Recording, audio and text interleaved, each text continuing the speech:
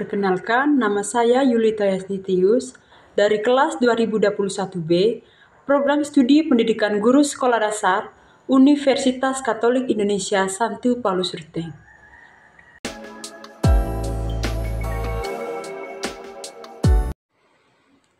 Halo, di video kali ini saya akan menjelaskan dan menganalisis sebuah kasus atau peristiwa pelanggaran hak asasi manusia yang terjadi dalam lingkungan masyarakat.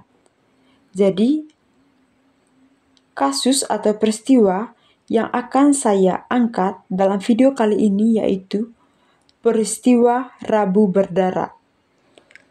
Peristiwa Rabu Berdarah ini saya akses dari situs web.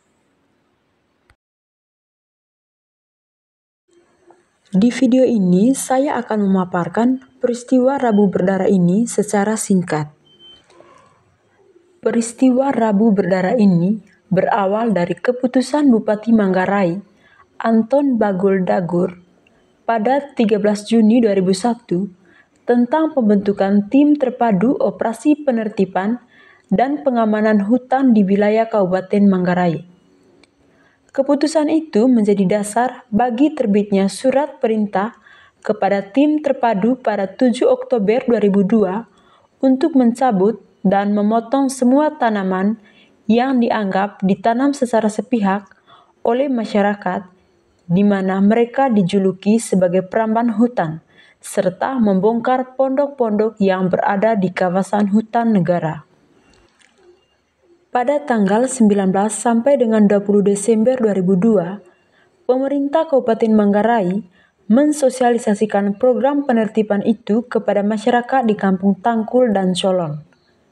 Dalam kesempatan itu, warga mempertanyakan masalah batas PAL atau tapal batas yang saat itu belum jelas, khususnya di Desa Renedenoa dan Uluwai.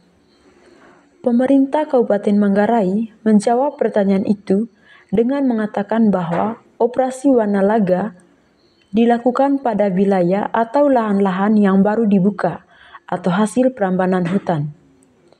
Wanalaga adalah sendi operasi kepolisian dalam upaya pemberantasan illegal logging, perdagangan hasil hutan, dan satwa yang dilindungi. Soal batas-batas yang tidak jelas, pemerintah Kabupaten Manggarai berjanji akan melakukan penelusuran dan melibatkan masyarakat. Bila dalam penelusuran itu ternyata tidak ada titik terang tentang tapal batas, maka akan diselesaikan dengan cara lontoleok atau musyawarah adat antara masyarakat dengan pemerintah Kabupaten Manggarai. Apa yang diucapkan pemerintah Manggarai tak sama dengan kenyataan.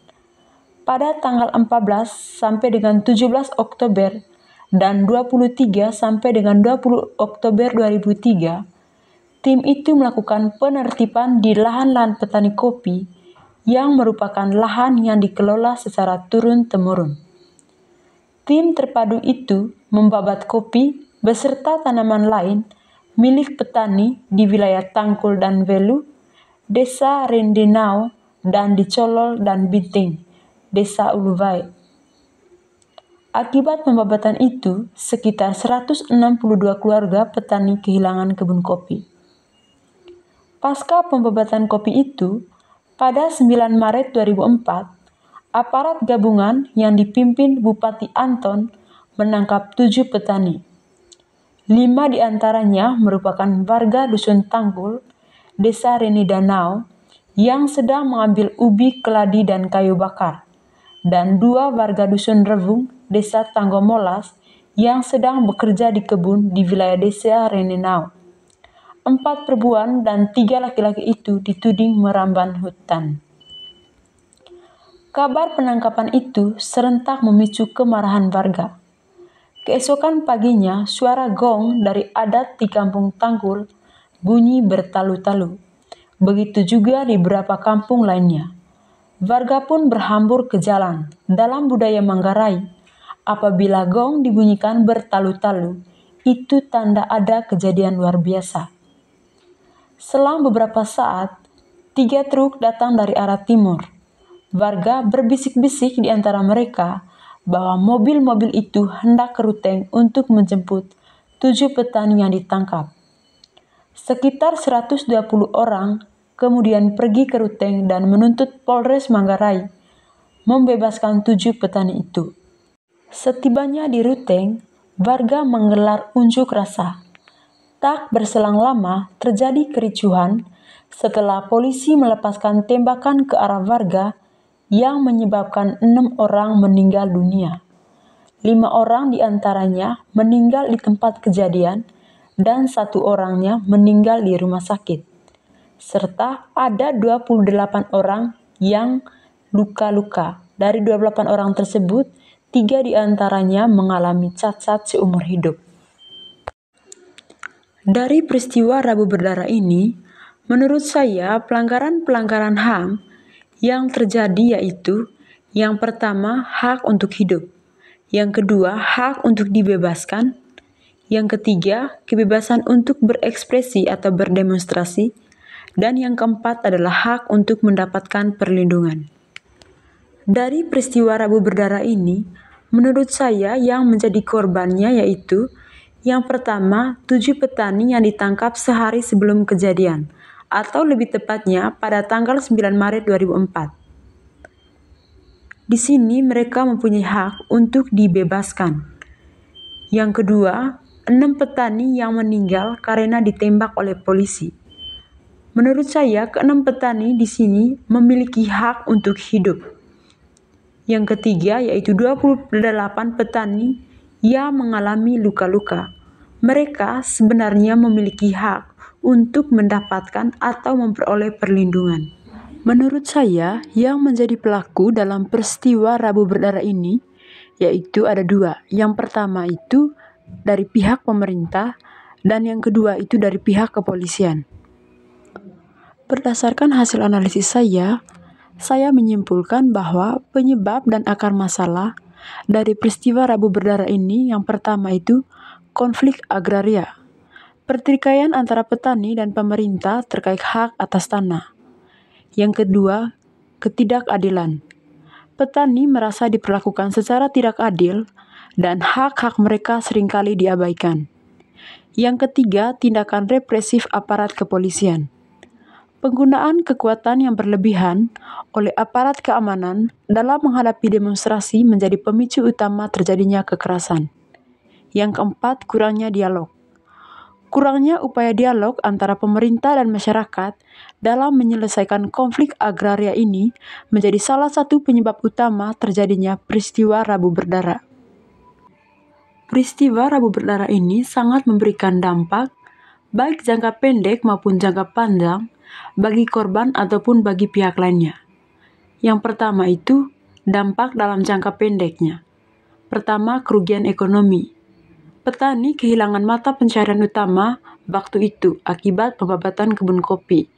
Yang kedua, kerusuhan dan ketegangan sosial. Peristiwa Rabu Berdarah memicu ketegangan dan ketidakpercayaan warga masyarakat kepada pihak kepolisian dan pemerintah.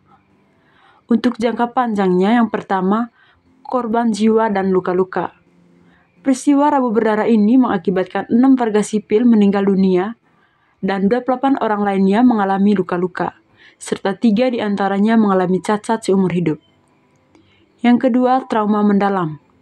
Korban dan keluarga mengalami trauma psikologis yang mendalam. Yang ketiga, konflik agraria berkepanjangan.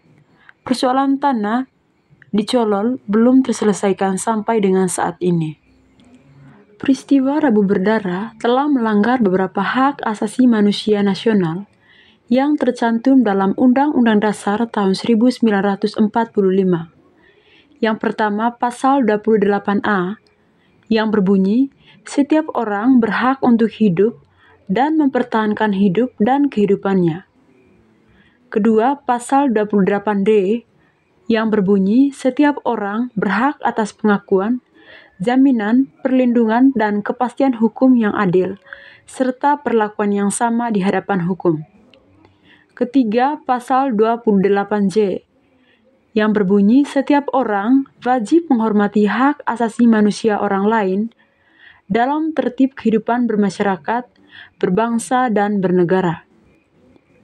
Selain itu, bila dikaitkan dengan DUHAM, pasal-pasal yang dilanggar dalam peristiwa Rabu berdarah ini yaitu yang pertama pasal 3 yang berbunyi setiap orang berhak atas kehidupan, kebebasan, dan keselamatan sebagai individu.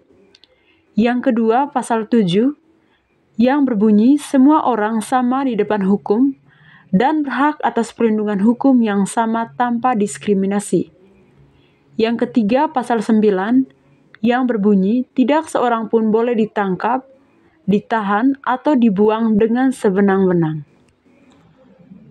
Menurut saya, solusi atas peristiwa Rabu berdarah yaitu yang pertama, konflik agraria atau hak atas tanah harus diselesaikan secara baik-baik dengan melibatkan para tokoh adat dalam membagi antara tanah milik warga dengan kawasan hutan lindung. Kedua, penyelesaian hukum yang adil dan transparan.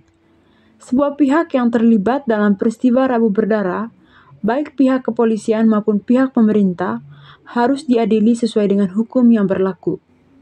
Ketiga, pemulihan trauma. Pihak pemerintah harus bertanggung jawab dengan menyediakan layanan kesehatan mental yang memadai bagi para korban dan keluarga mereka untuk membantu mengatasi trauma. Usulan dari saya agar peristiwa serupa tidak terjadi lagi di masa depan, yaitu pertama itu melalui dialog. Konflik harus diselesaikan melalui dialog, atau dalam budaya Manggarainya dengan cara lontoleok. Yang kedua, proses hukum yang transparan. Setiap kasus hak asasi manusia harus diusut tuntas dan proses hukumnya dilakukan secara terbuka dan transparan.